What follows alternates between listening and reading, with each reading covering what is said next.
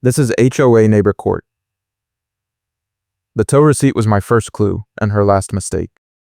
Do not call your spouse, call compliance. That was the first thing Laura Jackson shouted at me while the tow truck sat in the street with its amber light spinning and the wheel lift arm hanging 2 feet off the ground. I stood in my driveway in Murfreesboro, Tennessee at 6 in the morning with my keys in my hand and my work jacket zipped up, staring at a middle-aged woman in a black light jacket and a red bucket hat who was pointing at my rear bumper like it was a felony. She had a retractable badge reel clipped to her jacket with a blank card dangling from it, and she kept tapping the card against her palm while she talked. The tow driver, a guy in his 50s with grease on his hands and a clipboard under his arm, looked at me and then looked at her, and then looked back at me like he was waiting for someone to tell him what planet he was on.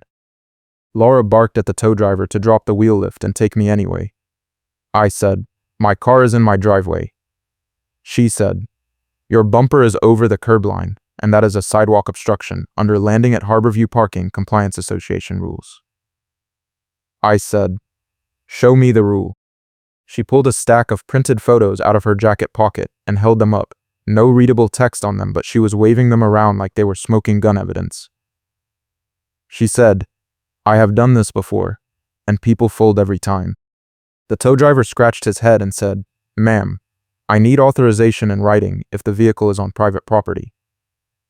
Laura said, "I am the safety committee chair, and I am giving you verbal authorization right now." I checked my watch because I work early mornings as an auto mechanic, and my employer is watching my attendance, and one more late arrival ends my probation. Laura saw me check the time and she smiled. She said, "Keep talking, I love adding notes." I said, "Notes about what?" She said, "About your refusal to comply and your attitude problem." The tow driver said, "Look, I am going to need something on paper or I am leaving." Laura pulled out her phone and started typing. She said, "I am sending the authorization to your dispatch right now." I said, "You cannot authorize a tow from my own driveway." She said, "The HOA covenant says any vehicle obstructing pedestrian access can be towed immediately, and your bumper is obstructing the sidewalk." I looked down at my bumper. It was maybe 2 inches past the property line, barely hanging over the curb, and there was no sidewalk on this side of the street anyway. I said, "There is no sidewalk here." Laura said, "The curb is the pedestrian zone and you are in violation." The tow driver looked at his phone and nodded. He said, "I just got the authorization from dispatch." I said, "This is insane." Laura said, "Keep talking, I love adding notes." The wheel lift started lowering toward my rear tire. I said, "Stop." Laura said, "You should have thought about that before you parked illegally." I pulled out my phone and took a picture of the tow truck, the wheel lift, and Laura standing there with her arms crossed. She said, "Go ahead and take pictures. It does not change the fact that you are in violation." I said, "I am calling the police." She laughed. She said, "The police do not handle HOA enforcement, and by the time they get here, your car will already be on the truck." The tow driver hooked the wheel lift under my rear axle, and the truck started pulling my car up. I said, "How much is the tow going to cost me?" The tow driver said, $350 for the tow, $80 a day for storage, and whatever fees the HOA adds on top. Laura said, "The HOA fine for sidewalk obstruction is $250, and if you want your car back, you will need to provide proof of compliance before we release the hold." I said, "Proof of compliance for what?" She said, "Proof that you will not park illegally again, which means you need to submit a parking plan to the compliance committee and get approval in writing." I said, "A parking plan?" She said, "Yes, showing where you will park your vehicles going forward and confirming that you understand the rules." I said, "I parked in my own driveway." She said, "Incorrectly." The tow truck driver started pulling my car up the ramp. I said, "Wait, I need to get my tools out of the trunk." He said, "You can get them at the yard." I said, "I need them for work today." Laura said, "You should have thought about that." I said, "This is not legal." She said, "It is completely legal, and you signed the covenant when you bought your house." I said, "I never signed anything about bumper measurements." She said, "The covenant says the HOA can enforce parking rules for safety and aesthetics, and obstructing the pedestrian zone is a safety issue." I said, "What pedestrian zone?" She said, "The curb." I said, "Show me in writing where it says that." She said, "I do not have to show you anything. The rules are on file with the management company, and if you want to dispute this, you can request a hearing." My car was halfway on the truck. The tow driver secured the straps and started walking back to the cab. I said, "I am requesting a hearing right now." Laura pulled out a small notebook and wrote something down. She said, "Your request is noted. You will receive a hearing date in the mail within 14 days. I said, 14 days. She said, "That is the standard process." I said, "What am I supposed to drive in the meantime?" She said, "That is not my problem." A neighbor from across the street, a guy named Marcus who I had talked to a few times, came out of his house holding his phone up with the screen turned away. He said, "I got all of this on video." Laura turned and looked at him. She said, "Good. Then you can see that I followed procedure." Marcus said, "You are towing a car from his driveway over 2 inches." Laura said, "The rules apply to everyone equally." Marcus said, "Your car sticks out further than his." Laura turned red. She said, "My car is parked in a designated guest spot, and I have a permit." Marcus said, "No, it is not. Your car is in your driveway right now, and your bumper is over the curb line by at least 6 inches. Laura said, "That is different." Marcus said, "How?" She said, "Because I am on the safety committee, and I know the rules." Marcus said, "So you get a pass." She said, "I am not having this conversation with you, and if you continue to interfere, I will have you cited for obstruction." The tow truck started pulling away. I said, "Where are you taking it?" The driver yelled out the window, "Impound yard on Old Fort Parkway. You can call the number on the card." He tossed a business card onto my driveway and drove off. Laura said, "You have 72 hours to pay the fees and submit your parking plan, or the daily storage charges will keep adding up." I said, "This is extortion." She said, "This is compliance." She turned and walked back toward her house, which was 3 doors down. I stood there in my driveway with no car, no way to get to work, and a neighbor filming the whole thing. I called my boss and told him I was going to be late. He said, "How late?" I said, "I do not know. My car just got towed by the HOA." He said, "Again?" I said, "This is the first time." He said, "You told me last month you had HOA trouble."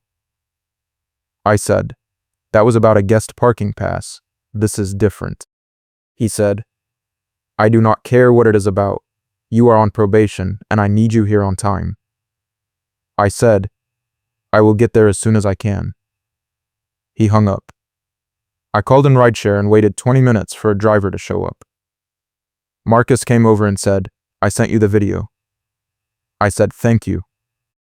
He said, "Laura has been doing this to everyone for the past 2 months. She is on some kind of power trip."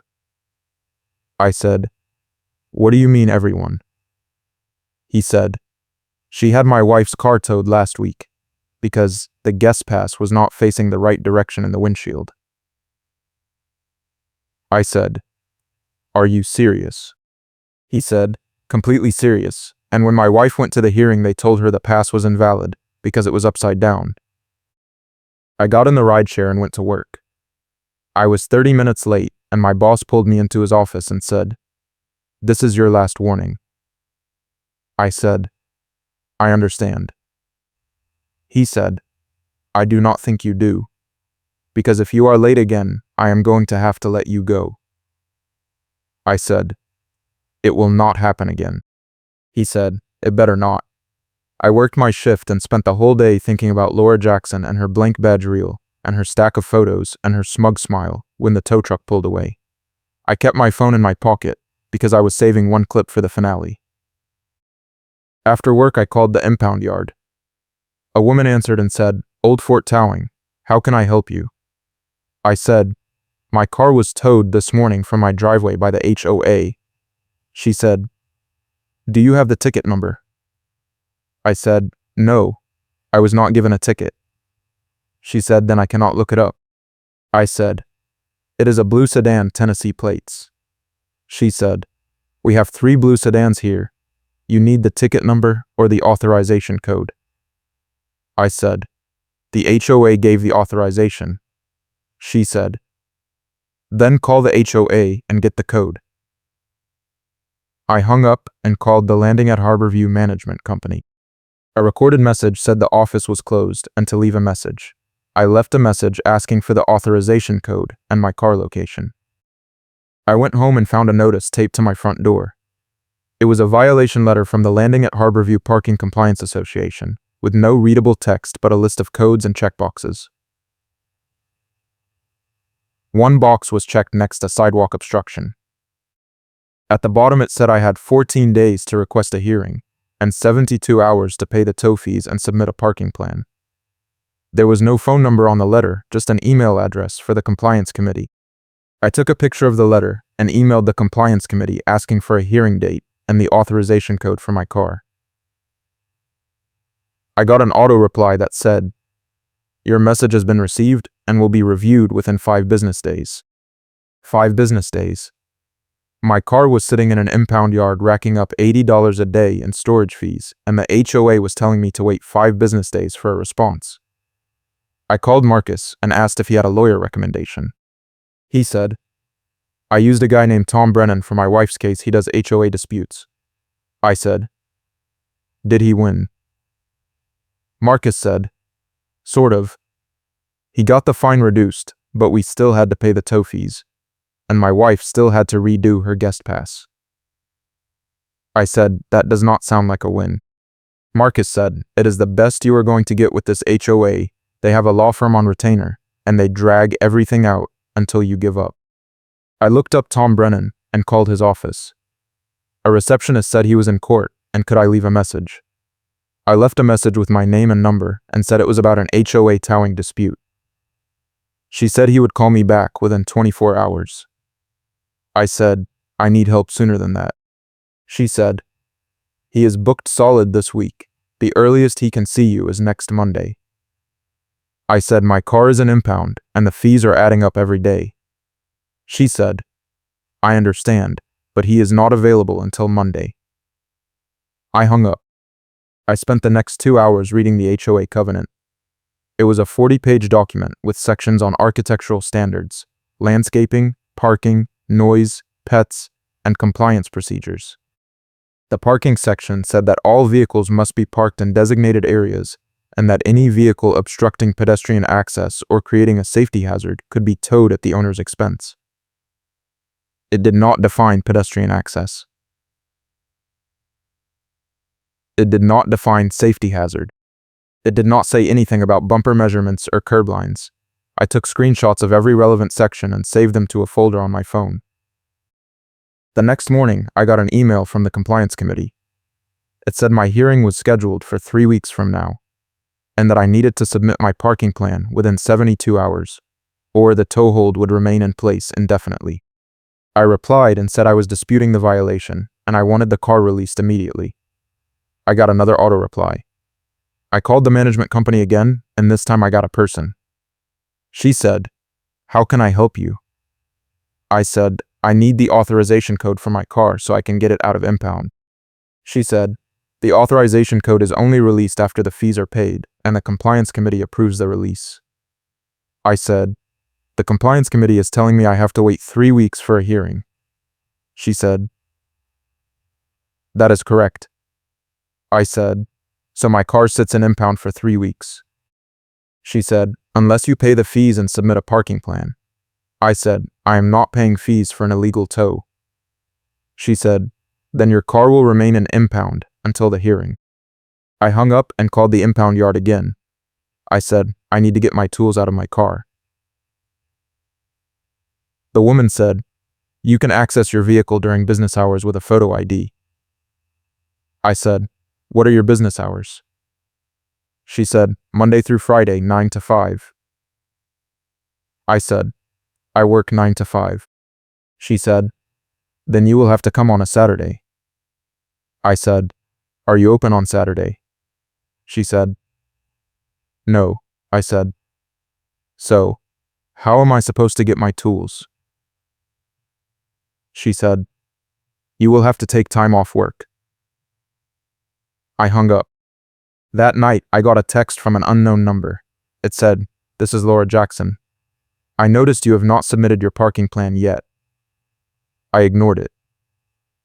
2 minutes later, I got another text.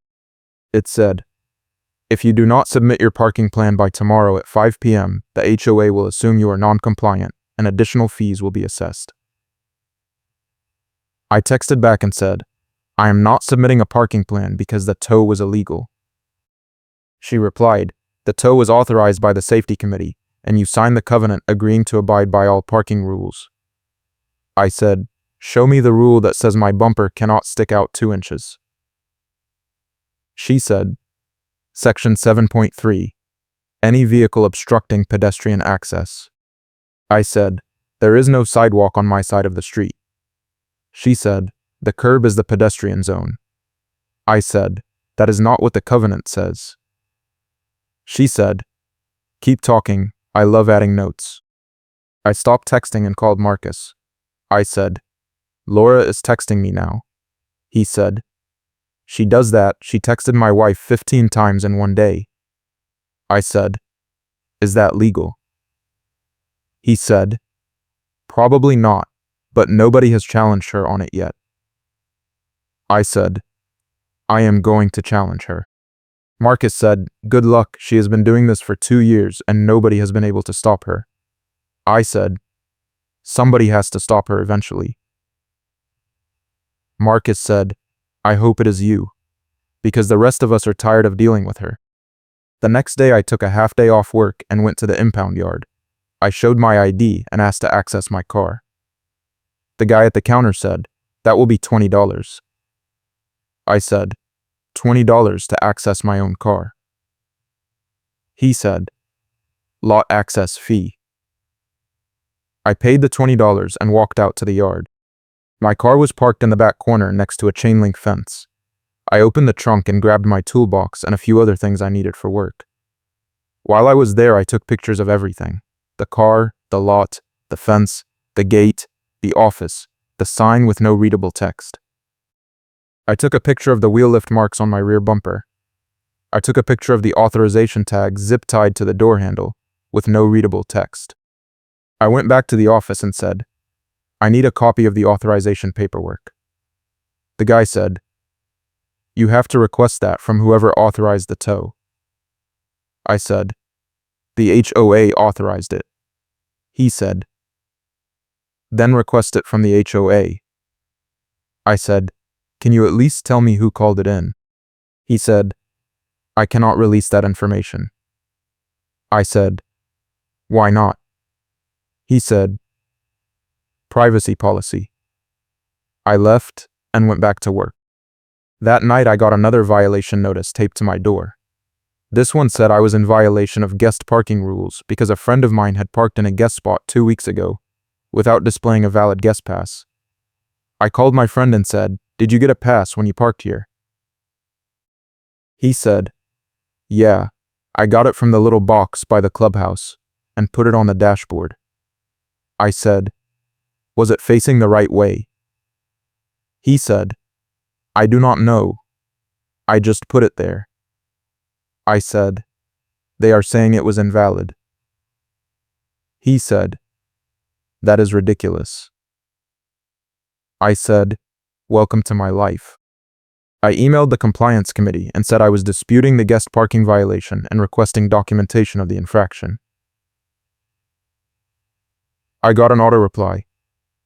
I replied to the auto reply and said I needed a response immediately. I got another auto reply. I called the management company, and the woman said, The compliance committee will respond within 5 business days. I said, you said that last time. She said, that is the policy. I hung up. The following week, I got a notice in the mail that my hearing had been moved up to 2 weeks from now instead of 3.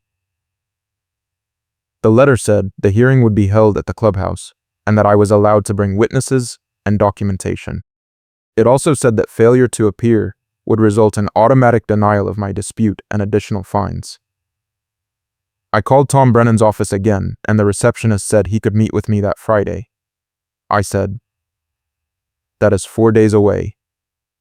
She said, that is the soonest he can do. I said, fine, I will take it. On Friday, I met Tom Brennan at his office. He was a guy in his 60s with gray hair and a suit that looked like it cost more than my car. He said, tell me what happened. I told him everything. The tow, the fees, the parking plan, the texts, the guest pass violation, the hearing. He took notes and said, do you have any documentation? I showed him the pictures, the emails, the texts, the violation letters. He looked through everything and said, this is pretty standard HOA overreach. I said, can we fight it? He said, we can, but it is going to cost you. I said, how much? He said, my retainer is $3,000, and this kind of case usually takes 6 months to a year. I said, I do not have 6 months. My car is an impound, and I am about to lose my job. He said, then you might want to consider paying the fees and moving on.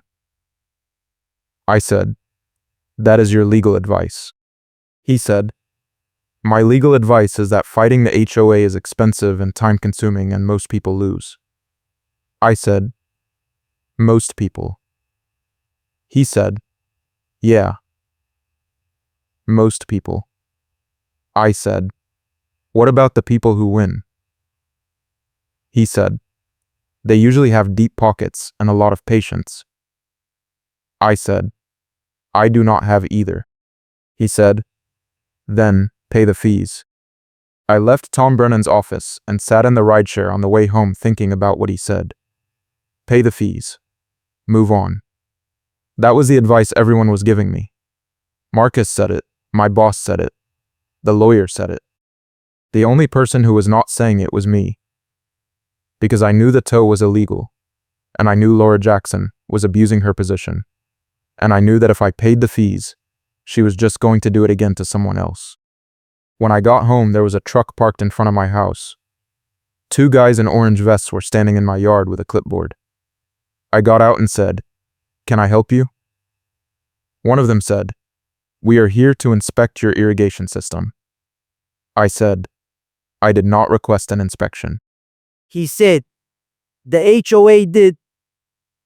They said, there is a potential safety issue with your sprinkler heads.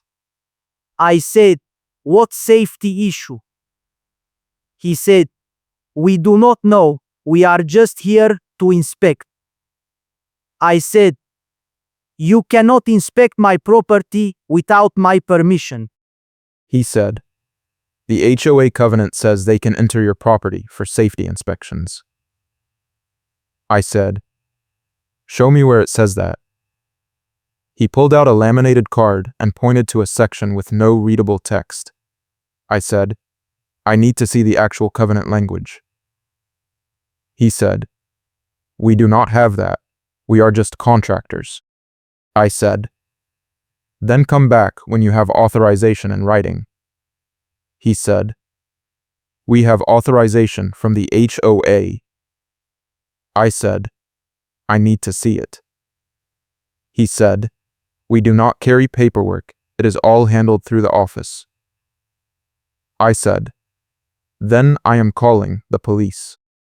I called the non-emergency police line and explained the situation. The dispatcher said, if they are on your property without your permission, you can ask them to leave, and if they refuse, we can send an officer. I said, please send an officer. She said, it might be 30 minutes. I said, that is fine. I hung up and told the contractors to leave. They looked at each other and one of them said, "We are going to report this to the HOA." I said, "Go ahead." They got in their truck and left. 10 minutes later, I got a text from Laura. It said, "You just refused a safety inspection and that is a violation of Section 9.6. I texted back and said, "I did not refuse an inspection. I asked for proper authorization."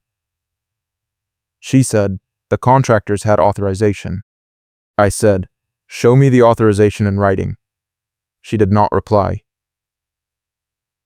5 minutes later, I got an email from the management company saying I was being fined $500 for obstructing a safety inspection. I replied and said I was disputing the fine and requesting documentation of the authorization. I got an auto reply. The police officer showed up 20 minutes later. I explained what happened and showed him the email about the fine. He said, "The HOA can authorize inspections under the covenant, but they have to give you notice." I said, "They did not give me notice." He said, "Then the inspection was not valid." I said, "Can you document that?" He said, "I can write a report, but it is a civil matter, and we do not get involved in HOA disputes." I said, "So there is nothing you can do?" He said, "I can tell you that if they come back without notice, you can ask them to leave and call us again." I said, "That is it." He said, "That is it." He left. That night Marcus came over and said, "I heard about the inspection thing." I said, "How did you hear about it?" He said, "Laura is telling everyone in the neighborhood group chat that you are obstructing safety inspections and putting everyone at risk." I said, "She is lying." He said, "I know, but half the people in the chat believe her." I said, "Can you post the video you took of the tow?" He said, "I already did, but Laura deleted it and banned me from the chat." I said, "She can do that." He said, "She is the admin." I said, "Of course she is." The next day, I went to the HOA clubhouse to request copies of all the violation notices and authorization paperwork. The clubhouse was a small building near the front entrance, with a lobby and a couple of meeting rooms. There was a woman at the front desk and I said, "I need copies of my violation records." She said, "You have to submit a request in writing." I said, "I am submitting it now." She said, "It has to go through the management company." I said, "Can you forward it?" She said, "I do not handle that." I said, "Who does?" She said, "The management company." I said, "How do I contact them?" She said, "Their number is on the website." I left. I called the management company and asked for copies of my records. The woman said, "We can provide copies for a fee of 50 cents per page." I said, "How many pages are there?" She said, "I do not know until we pull the file." I said, "Pull the file and let me know." She said, "It will take 3 to 5 business days to process the request." I said, "I need it sooner than that." She said, "We can expedite it for an additional $50 rush fee." I said, "Fine, do it." She said, "I will need a credit card." I gave her my credit card information, and she said, "You should receive the documents within 2 business days." 2 business days later, I got an email with a PDF attachment. The PDF was 63 pages long, and most of it was blank forms and legal boilerplate. The actual violation records were 5 pages. The first page was the sidewalk obstruction notice. The second page was the guest parking violation. The third page was the safety inspection obstruction notice. The fourth page was a notice I had never seen before saying I was in violation of lawn maintenance standards because my grass was over 4 inches tall. The fifth page was a summary of fees, $3,200 total. I looked at the lawn maintenance notice. It was dated 2 days ago. I went outside and looked at my lawn. The grass was maybe 3.5 inches tall. I took pictures with my phone. I took a picture of a ruler sitting on the grass showing the height. I took pictures of my neighbors' lawns, which were all longer than mine. I sent the pictures to the management company and said I was disputing the lawn maintenance violation. I got an auto reply. That night, I got a text from Laura. It said, "I noticed you disputed the lawn maintenance violation, but the violation stands because the measurement was taken by a certified inspector." I texted back and said, "Who is the certified inspector?" She said, "Me." I said, "You are not certified." She said, "I am certified by the HOA." I said, "That is not a real certification." She said, "Keep talking. I love adding notes." I stopped texting. The hearing was in 5 days. I spent every night that week going through the covenant, the violation notices, the emails, the texts, and the pictures. I made a timeline of everything that happened. I printed out Marcus's video and took screenshots showing the timestamps. I printed out the text messages from Laura. I printed out the emails from the management company. I put everything in a binder with tabs and labels. If you are enjoying this story, smash that like button and subscribe for more HOA nightmares where the compliance enforcers get compliance enforced right back at them. The night before the hearing, I got a call from Marcus. He said, "I just found something you need to see." I said, "What?" He said, "Laura is not current on her own HOA dues." I said, "How do you know?" He said, "My wife is on the finance committee, and she saw the ledger. Laura is 3 months behind, and the HOA has been sending her notices, but she keeps ignoring them." I said, "Are you serious?" He said, "Completely serious, and get this, the fee she keeps threatening everyone with. The $250 sidewalk obstruction fee? It does not exist." I said, "What do you mean it does not exist?" He said, "It is not in the fee schedule, she made it up." I said, "How is that possible?" He said, "The fee schedule was updated last year, and the sidewalk obstruction fee was removed, but Laura is still using the old version." I said, "Can you get me a copy of the new fee schedule?" He said, "My wife already emailed it to you." I checked my email, and there it was, a PDF of the updated fee schedule. I opened it and scrolled through the parking section. There was no sidewalk obstruction fee. There was a general parking violation fee of $50, but nothing about sidewalks or curbs. I printed it out and added it to my binder. The hearing was at 7 p.m. I got there at 6:45, and the parking lot was already full. I walked into the clubhouse, and the lobby was packed with people. I recognized a few of them from the neighborhood. Marcus was there with his wife. A few other people I had seen around were standing in groups talking. Laura was standing near the door to the meeting room with her arms crossed and her retractable badge reel dangling from her jacket. She saw me and smiled.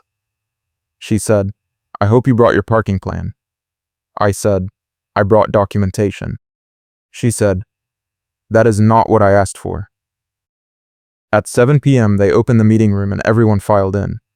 The room had a long table at the front with 5 chairs. 3 board members were already sitting there. Laura sat down in the 4th chair. The 5th chair stayed empty. The board president, a man in his 70s, said, "We are here tonight to conduct compliance hearings for several residents. We will go in alphabetical order." My last name started with a T, so I knew I was going to be near the end. The first hearing was for a woman who had painted her front door without approval.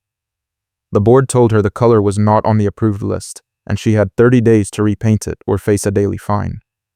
She argued that the approved list was not available on the website, and nobody told her she needed approval. The board said ignorance of the rules is not an excuse. They voted 4-0 to uphold the violation. The woman left crying. The second hearing was for a man who had installed a basketball hoop in his driveway. The board said basketball hoops are not allowed under the covenant. The man said his kids needed a place to play. The board said there is a community basketball court at the park.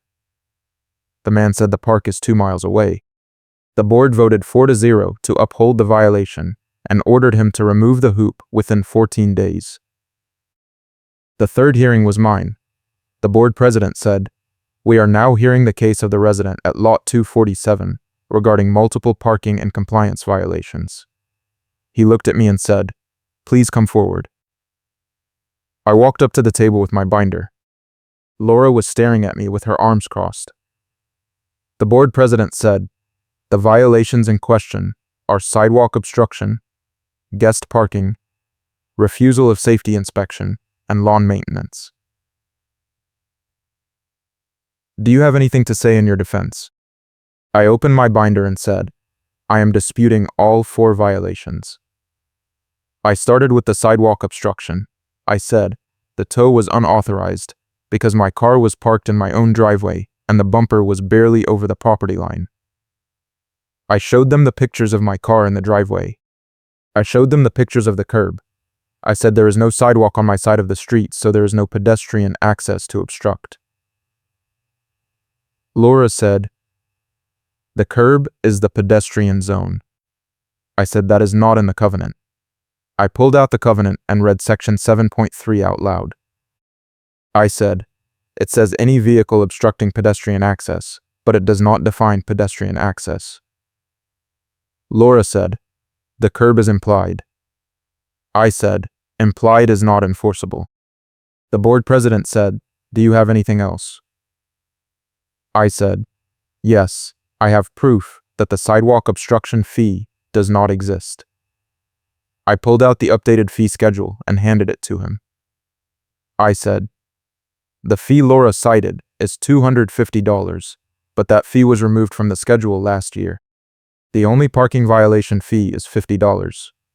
Laura turned red. She said, "That is an outdated document." I said, "It is dated 6 months ago." The board president looked at the document and then looked at Laura. He said, "Is this accurate?" Laura said, "I was using the previous version." He said, "Why?" She said, "Because I did not know it had been updated." He said, "It is your job to know." I moved on to the guest parking violation. I said, "My friend displayed a valid guest pass on his dashboard." Laura said, "The pass was not facing the correct direction." I said, "The covenant does not say anything about direction." I pulled out the covenant again and read the guest parking section. I said, "It says guests must display a valid pass. It does not say how." Laura said, "The pass must be visible from outside the vehicle." I said, "It was visible. Marcus has video of it." Marcus stood up and said, "I can confirm that." The board president said, "We will take that under advisement." I moved on to the safety inspection. I said, "I did not refuse the inspection. I asked for proper authorization and notice." The covenant requires 48 hours notice for safety inspections. I pulled out the covenant and showed them section 9.6. I said, "The contractors showed up without notice and I asked them to leave." Laura said it was an emergency inspection. I said, "What was the emergency?" She said, "There was a report of a broken sprinkler head that could cause flooding." I said, "My sprinkler heads are not broken." She said, "We had a report." I said, "From who?" She did not answer. I said, "If there was a report, show me the documentation." She said, "I do not have it with me." I said, "Then the inspection was not valid." I moved on to the lawn maintenance violation. I said, "My grass is not over 4 inches tall." I pulled out the pictures I took with the ruler. I said, "This shows the grass is 3.5 inches. Laura said, "The measurement was taken by a certified inspector." I said, "You are not certified." She said, "I am certified by the HOA." I said, "Show me the certification." She did not answer. I said, "Also, the violation notice was dated 2 days ago, but the grass has been this height for 2 weeks. So if it was a violation, why did you wait 2 weeks to cite me?" Laura said, "We do not have to explain our enforcement timeline." The board president said, "Actually, we do." I took a breath and said, I have one more thing. I pulled out my phone and opened the video I had been saving. I said, "This is security camera footage from my driveway on the morning of the tow." I connected my phone to the screen and played the video. The video showed Laura walking up to my car with a clipboard at 5:30 in the morning, a full 30 minutes before the tow truck arrived. It showed her taking pictures of my bumper from multiple angles. It showed her making a phone call. It showed her standing there waiting. When the tow truck arrived, the video showed her pointing at my car and talking to the driver. The audio was clear. She said, "Take it now before he wakes up." The driver said, "I need authorization." She said, "I am giving you authorization." The driver said, "I need it in writing." She said, "I will send it to your dispatch." The driver said, "I need to see the vehicle obstructing something." She said, "The bumper is over the curb line." The driver said, "That is not an obstruction." She said, "It is according to HOA rules." The driver said, "I am going to need to see the rules." She said, "I do not have them with me, but I am the safety chair, and I am authorizing this tow." The room went silent. The board president looked at Laura. He said, "Did you authorize a tow without proper documentation?" Laura said, "I had verbal authority." He said, "Verbal authority is not sufficient for a tow from private property." Laura said, "The covenant allows the safety committee to take immediate action for safety violations." He said, "There was no safety violation." Laura stood up and said, "The bumper was obstructing the pedestrian zone." He said, "There is no pedestrian zone. There is no sidewalk." Laura said, "The curb is the pedestrian zone." He said, "That is not in the covenant." She said, "It is implied." He said, "Implied is not enforceable. You already heard that." I said, "There is more." I pulled out the text messages Laura sent me. I said, "After the tow, Laura sent me 15 text messages in 2 days, demanding that I submit a parking plan and threatening additional fees if I did not comply." She also texted me from her personal number, which is harassment. I handed the printed texts to the board president. He read through them and then looked at Laura. He said, "Did you send these?" She said, "I was following up on the violation." He said, "This is harassment." She said, "It is not harassment. It is compliance follow-up." He said, "You texted him 15 times in 2 days. That is harassment." The board president said, "Is there anything else?" I said yes. I pulled out the document Marcus's wife sent me. I said, "I have a copy of the HOA financial ledger showing that Laura is 3 months behind on her own dues and has ignored multiple notices." Laura's face went white. She said, "That is confidential information." I said, "It is a matter of public record for HOA members." The board president said, "Is this true?" Laura said, "I have a payment plan." He said, "Do you?" She said, "I submitted a request." He said, "When?" She did not answer. He said, "If you are delinquent on your own dues, you cannot serve on the compliance committee. That is in the bylaws." Laura said, "I am not delinquent. I am on a payment plan." He said, "Show me the payment plan." She said, "I do not have it with me." He said, "Then you are delinquent." The board voted 4-0 to overturn all 4 of my violations and to remove Laura from the safety committee pending an investigation into her conduct. They also voted to refund all tow fees and storage charges and to send a formal apology letter. Laura stood up and said, "This is ridiculous. I was doing my job." The board president said, "Your job is not to harass residents and make up fees." She said, "I did not make up fees." He said, "The sidewalk obstruction fee does not exist. You made it up." She said, "I was using the old fee schedule." He said, "Ignorance of the rules is not an excuse. You said that yourself earlier tonight.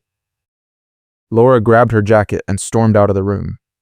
The board president looked at me and said, "We apologize for the trouble this has caused, and we will be reviewing all of Laura's enforcement actions to see if there are other cases like yours."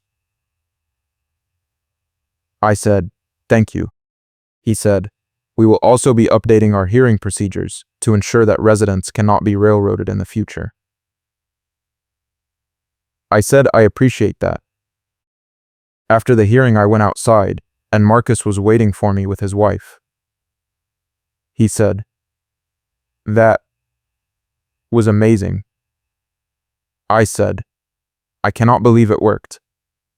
His wife said, "Laura has been doing this to people for 2 years, and nobody has ever stood up to her like that."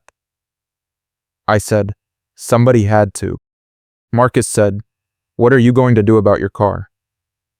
I said, "I am going to get it out of impound tomorrow." The next morning, I called the impound yard and told them the HOA was refunding the fees. The woman said, "We need written authorization from the HOA before we can release the vehicle."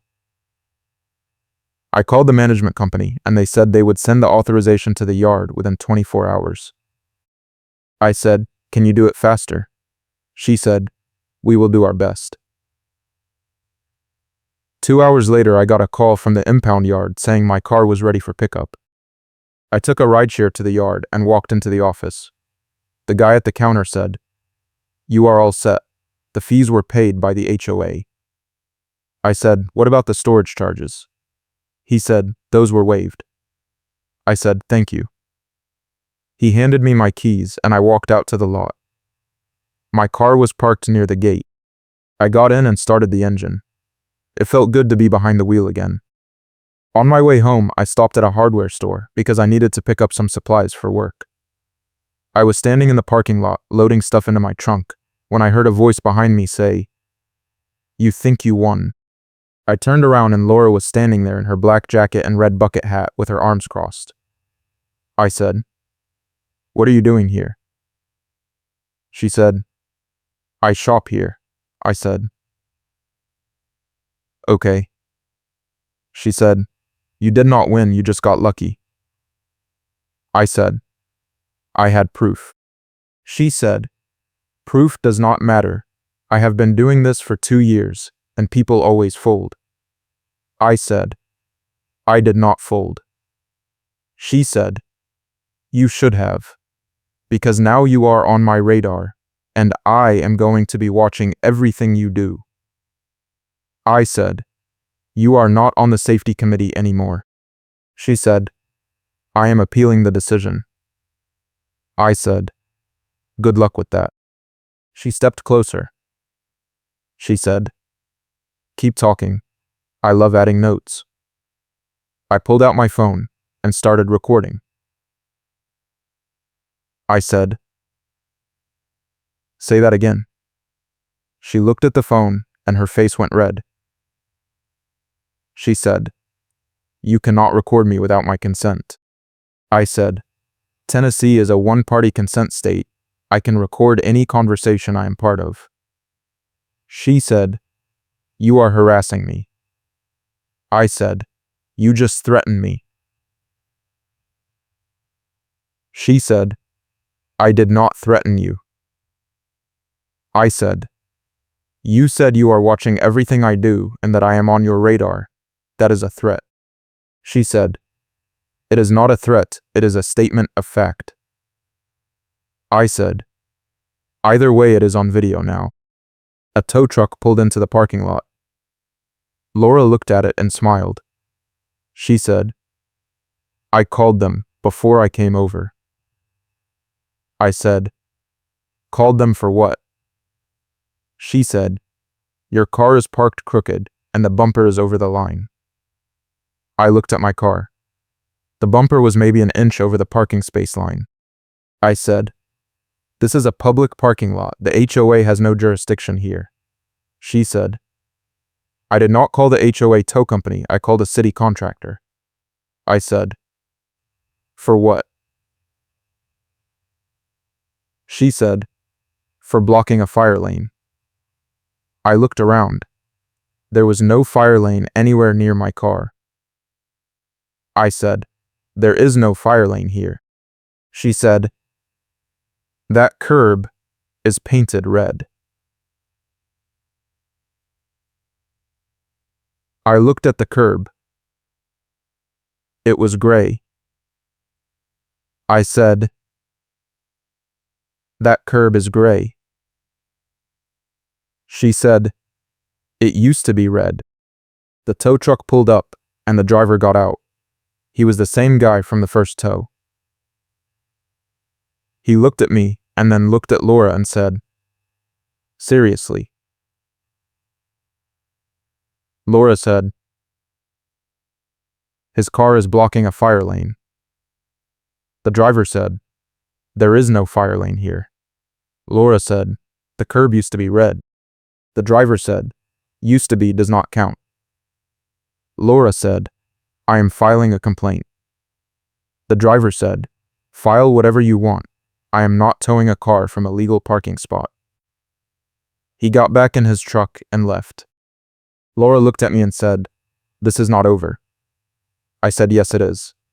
I got in my car and drove home. When I got there, I checked my email.